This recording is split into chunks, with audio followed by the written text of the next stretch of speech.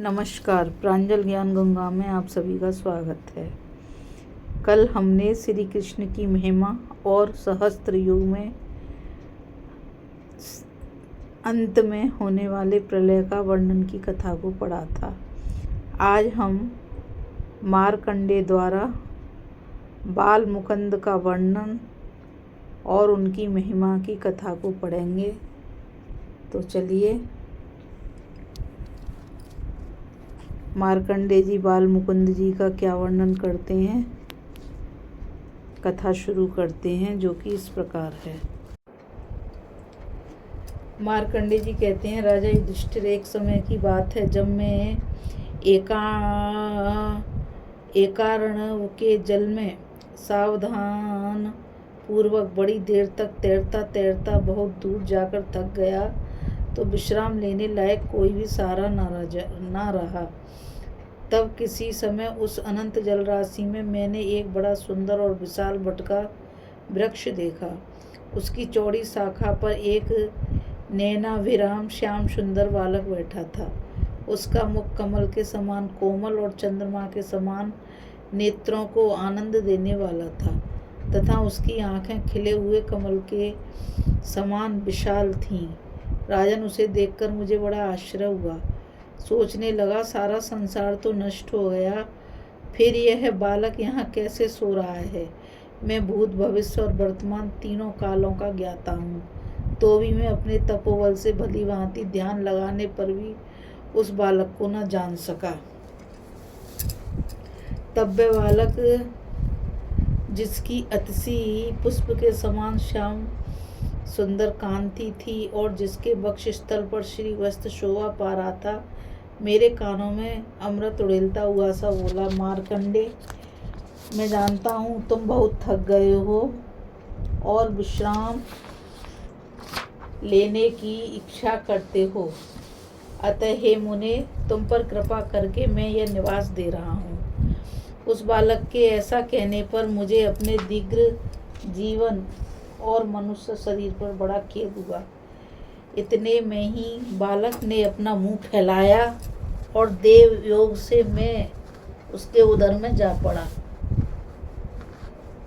वहाँ मुझे समस्त राष्ट्रों और नगरों से भरी हुई यह पृथ्वी दिखाई दी।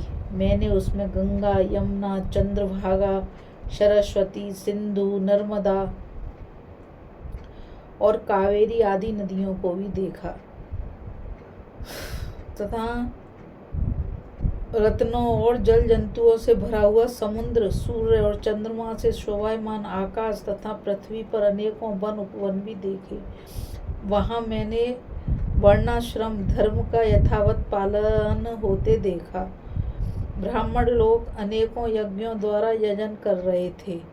क्षत्रिय राजा सब वर्णों की प्रजा का अनुरंजन करते, सबको सुखी और प्रसन्न रखते थे। वैश्य लोग न्यायपूर्वक खेती का काम और व्यापार कर रहे थे और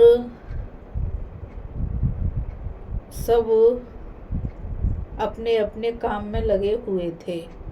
तदंतर उस महात्मा के उदर में मैं भ्रमण करता हुआ जब आगे बढ़ा तो हिमवान, हेमकूट, निषद, श्वेतगिरी, गंधमादन, मंद्राचल, नीलगिरी, मेरु, विंध्याचल, मलय, पारियात्री आदि जितने भी पर्वत हैं सब मुझे दिखाई पड़े। वहाँ इधर उधर विचरते विचरते मैंने इंद्रादि देवता, रुद्र, आदित्य, वसु, अश्वनी कुमार, गंधर्व, यक्ष, ऋषि तथा दैत्य और दानवों के समूहों को भी देखा। कहाँ तक कहूँ, इस पृथ्वी पर जो कुछ भी चराचर जगत मेरे देखने में आया था उस सब बालक के उदर में मुझे दिख रहा था। मैं प्रतिदिन फलाहार करता और घूमता रहता। इस प्रकार 100 वर्ष तक विचरता रहा, किंतु कभी उसके शरीर का अंत ना मिला। अंत में मैंने मन वाणी से उस वरदायक दिव्य बालक की ही शरण ली। बस ऐसा उसने अपना मुख खोला और मैं वायु के समान वेग से अकस्मात उसके मुख से बाहर आ गया। देखा तो वह अमित तेजस्वी बालक पहले की भांति सारे विश्व को अपने उदर में रखकर उसी बट वृक्ष की शाखा पर विराजमान था। मुझे देखकर उस महाकांति वाले पीताम्बरधारी बालक ने प्रसन्न होकर कुछ मुस्कुराते हुए पूछा, मार्कंडे, मैं पूछता हूँ, तुमने मेरे शरीर में अब विश्राम तो कर लिया है ना? तुम थके से जान पड़ते हो। उस अतुलित तेजस्वी बालक के असीम प्रभाव को देखकर मैंने उसके लाल लाल तलुओं और कोमल उंगलियों से सुशोभित दोनों सुंदर चरणों को मस्तक से छुआकर प्रणाम किया। फिर विनय से हाथ जोड़े प्रयत्न पूर्वक उसके पास जाकर उस सर्वभूतांतरात्मा कमल नयन भगवान के दर्शन किए और उनसे कहने लगा, भगवान, मैंने आपके शरीर के भीतर प्रवेश करके वहाँ समस्त चराचर जगत देखा है। प्रभु बताइए तो आप इस विराट विश्व को इस उदर में धारण कर यहाँ बालक वेश में क्यों विराजमान है? सारा संसार आपके उदर में किस लिए स्थित है? कब तक आप इस रूप में यहाँ रहेंगे? इस प्रकार मेरी प्रार्थना सुनकर वे वक्ताओं में श्रेष्ठ देव परमेश्वर मुझे धीरज बंधाते हुए बोले, विप्रवर, देवता भी मेरे स्वरूप को ठीक नहीं जानते। तुम्हारे प्रेम से मैं जिस प्रकार इस जगत की रचना करता हूँ वह बताता हूँ। तुम पितृभक्त हो, तुमने महान ब्रह्मचर्य का पालन किया है। इसके सिवा तुम मेरी शरण में भी आए हो। इसी से मैं तुम्हें इस स्वरूप का दर्शन कराता हूँ। पूर्व काल में मैंने ही जल का नारा नाम रखा था। नारा मेरा अयन वास स्थान है, इसलिए मैं नारायण नाम से विख्यात हूँ। मैं सबकी उत्पत्ति का कारण हूँ, सनातन और अविनाशी हूँ। संपूर्ण भूतों की सृष्टि और संहार करने वाला मैं ही हूँ तथा ब्रह्मा, विष्णु, इंद्र, कुबेर, शिव, सोम, प्रजापति, कश्यप, धाता, विधाता और यज्ञ भी मैं ही हूँ।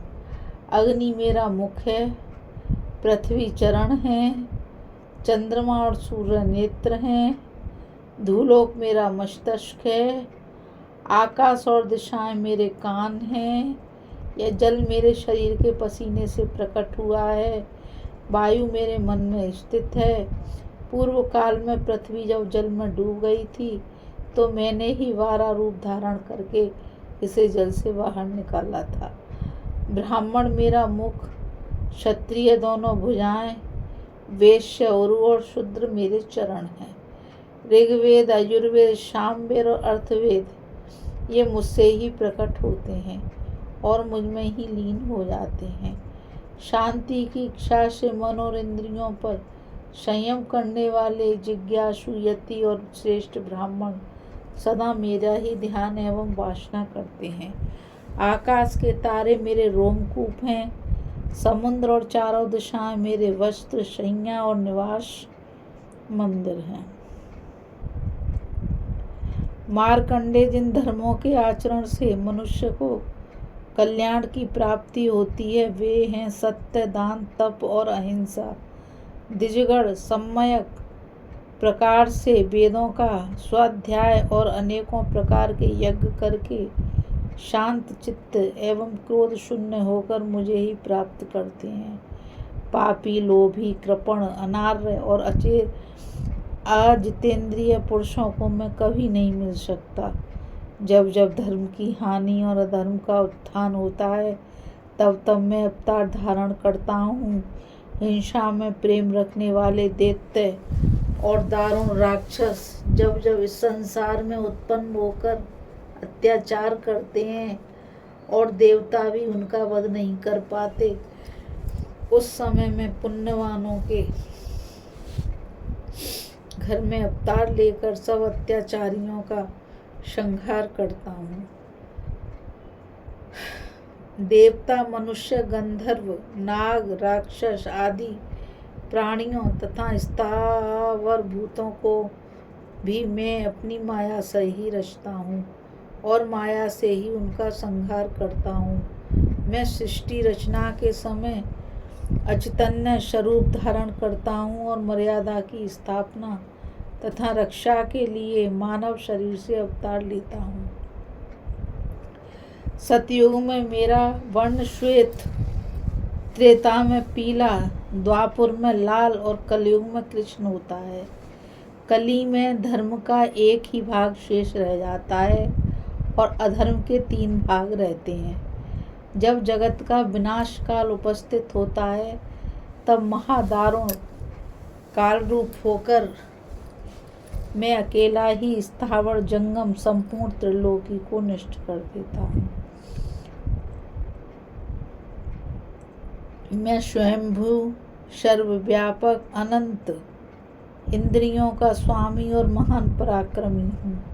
यह जो सब भूतों का संहार करने वाला और सबको उद्योगशील बनाने वाला निराकार काल चक्र है, इसका संचालन मैं ही करता हूँ। हे मुनि श्रेष्ठ, ऐसा मेरा स्वरूप है। मैं संपूर्ण प्राणियों के भीतर स्थित हूँ, किंतु मुझे कोई नहीं जानता। मैं शंख, चक्र, गदा धारण करने वाला विश्वात्मा नारायण हूँ। सहस्त्र युग के अंत में जो प्रलय होता है, उसमें उतने ही समय तक सब प्राणियों को मोहित करके जल में शयन करता हूँ। यद्यपि मैं बालक नहीं हूँ, फिर भी जब तक ब्रह्मा नहीं जागता तब तक बालक रूप धारण करके यहाँ रहता हूँ। विप्रवर, इस प्रकार मैंने तुमसे अपने स्वरूप का उपदेश किया है, जिसको जानना देवता और असुरों के लिए भी कठिन है। जब तक भगवान ब्रह्मा का जागरण ना हो तब तक तुम श्रद्धा और विश्वास पूर्वक सुख से विचरते रहो। ब्रह्मा के जागने पर मैं उनसे एकीकृत होकर आकाश, वायु, तेज, जल और पृथ्वी की तथा अन्य चराचर भूतों की सृष्टि करूँगा। युधिष्ठिर, यह कहकर वे परम अद्भुत भगवान बाल मुकुंद अंतर ध्यान हो गए। बोलो श्री बाल मुकुंद भगवान की जय। बोलो श्री मार्कंडे जी महाराज की जय। इस प्रकार मैंने सहस्त्र युगी अंत में यह आश्चर्यजनक प्रलय लीला देखी थी। उस समय जिन परमात्मा का मुझे ध्यान हुआ था, ये तुम्हारे संबंधी श्री कृष्ण चंद्र वे ही हैं। इन्हीं के वरदान से मेरी स्मरण शक्ति कभी क्षीण नहीं होती। आयु लंबी हो गई है और मृत्यु मेरे वश में रहती है। ये वृष्ण वंश में उत्पन्न हुए श्री कृष्ण वास्तव में पुराण पुरुष परमात्मा हैं। इनका स्वरूप अचिंत्य है, तो भी ये हमारे सामने लीला करते हुए से दिख रहे हैं। ये ही इस विश्व की सृष्टि, पालन और संहार करने वाले सनातन पुरुष हैं। इनके वक्षस्थल में श्रीवस्त्र का चिन्ह है।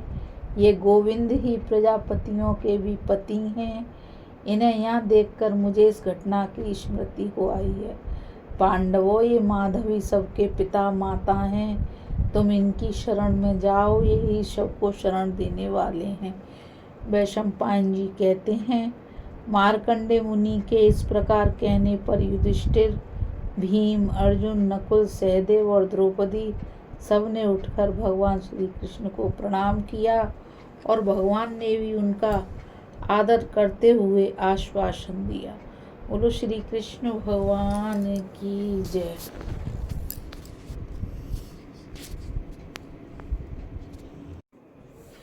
अभी हम कथा में मार्कंडे जी द्वारा बाल मुकुंद का वर्णन और उनकी महिमा की कथा को सुन रहे थे। इस कथा में बस इतना ही। मुझ गीता रावत को आज्ञा दीजिए। कल हम कथा में पढ़ेंगे कली धर्म और कल की अवतार, यानी कि कली धर्म के बारे में और भगवान के कल की अवतार के बारे में। तो जब तक के लिए राधे राधे, जय श्री कृष्णा, नमस्कार। और मैं आप सभी से यही कहना चाहूँगी कि इस चैनल को ज़्यादा से ज़्यादा लाइक, शेयर और सब्सक्राइब करिए, ताकि ये अमूल्य ज्ञान अधिक से अधिक लोगों तक पहुँच सके। जय श्री कृष्णा।